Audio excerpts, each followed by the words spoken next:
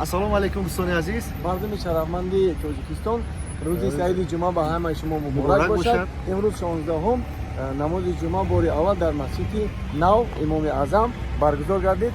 Марҳамат тамошо кунед, дуоро фаромӯш накунед. Зинда бошед дӯстони азиз. Худованд нигаҳбонтон бошад.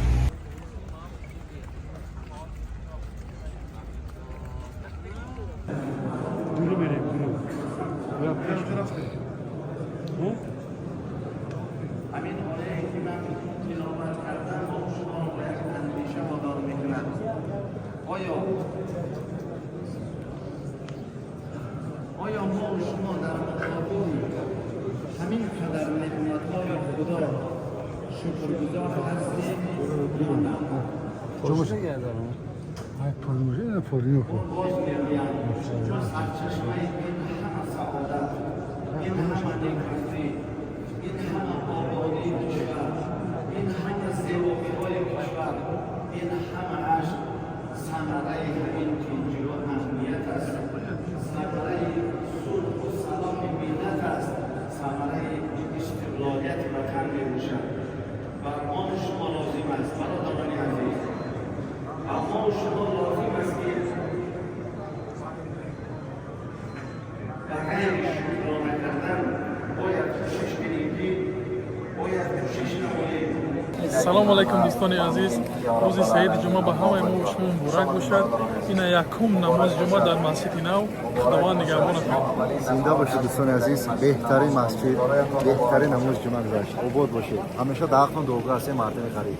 مخصوص برنامه حضرت امام اعظم معظم کوفی و صوفی رحمت الله علیه دارم با همچنین درسان سواب سمنری همین آیه های تلاوت دارم برنامه ارحام گذشتگان ما خداوند بر گذشتگان ما رحمت و مغفرت خدا در روحایشان را شاد قبرهایشان را با نور قرآن روانی نگهدارید. پروردگارا پیشوای معظم ملت ما را با اهل و خانواده‌اش عمر دراز، سعادت و سربلندی، صحت و سلامتی بر دوام خدا برایشان عطا بفرمای. پروردگارا کشور عزیز ما وطن محبوب ما را از جمیع بلاهای عراقی و اجتماعی در پناه خودت نگه دار. پروردگارا کسانی که برای خوب گذراندن نماز این مسجد کمک کردن از جمله برادران ما از مقامات قدرتی خداوند برایشان عمر دراز و سعادت و سربلندی نصیب بگردان.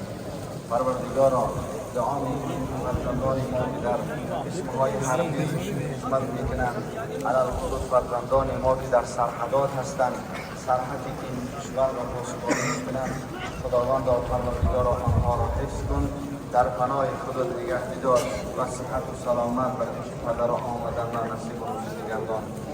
پروردگارا خداوند همه این جمع شدگان که از راه‌های دور نزدیک آمدن به خاطر ثواب و خاطر به دست آوردن ثواب نماز جمعه، خداوند عبادت‌های ما را علل خصوص نماز جمعه ما را خداوند به درگاهات قبول بگردان.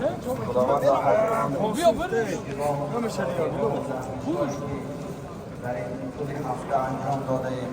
خداوند یک زر و قلم عافیت را بر بالای گناهان ما بکش. ربنا آتنا في الدنيا حسنة وفي الآخرة حسنة وقنا عذاب النار. آمين يا رب العالمين. الله أكبر.